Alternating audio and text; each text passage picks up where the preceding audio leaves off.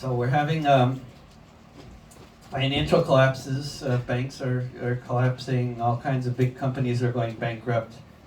That were like sort of what they used to call in the 90s in Japan zombie corporations, because they were just surviving on low interest debt, and as soon as the interest rate goes up, they go bankrupt. And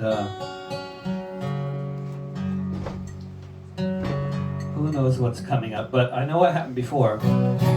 And in 2008, there was only one small island nation in the world that knew what to do with their bankers. And I thought that was really good. And I thought I'd write a song about them to encourage everybody to be aware of the fact that, there were years when if you saw the headline, banker begins serving prison sentence, the next thing was going to be Reykjavik, Iceland, right? Who else? Where else were they putting their bankers in prison? I ask you, not New York. Iceland is an island with 500,000 or so Vikings, mostly known for volcanoes, hot springs, and fishing. Known for its welfare state for being good and socialistic.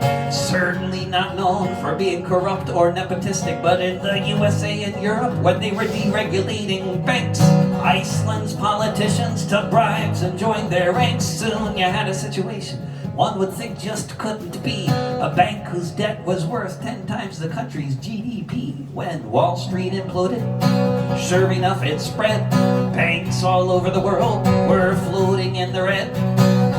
All over the world, governments made the plan to cut spending and raise taxes on the working woman and working man. The banks were bailed out while the people had to pay. But in Iceland, people thought there must be a better way. And the earth stood still a moment. Fear was struck in every top. When Iceland told the bankers, Iceland told the bankers, Iceland told the bankers to fuck off. That's the chorus.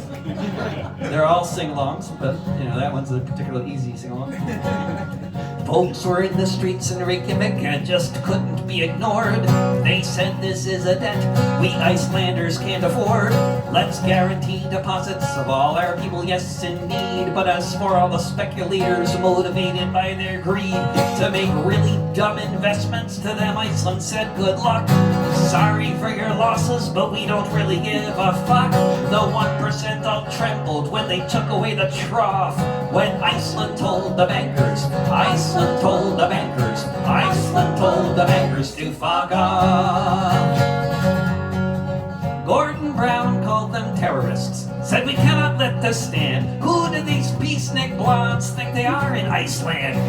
He threatened isolation and economy in flames, but the Icelanders said, sorry, but the banks can settle their own claims, though that might be harder for them, and now they're under house arrest, or else they fled the country as they were most unwelcome guests. And now Reykjavik's recovery just makes the fat cats cough, since Iceland told the bankers, Iceland told the bankers, Iceland told the bankers to fuck off.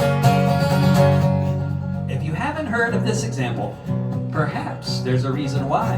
The owners of the world don't want this kind of shit to fly. They say we all must pay up in this shakedown by the mob if we can't afford to pay the rent because we don't have a job. They say it's not their problem if we're forever shackled by their debt. We must save the 1% from the fate they should have met.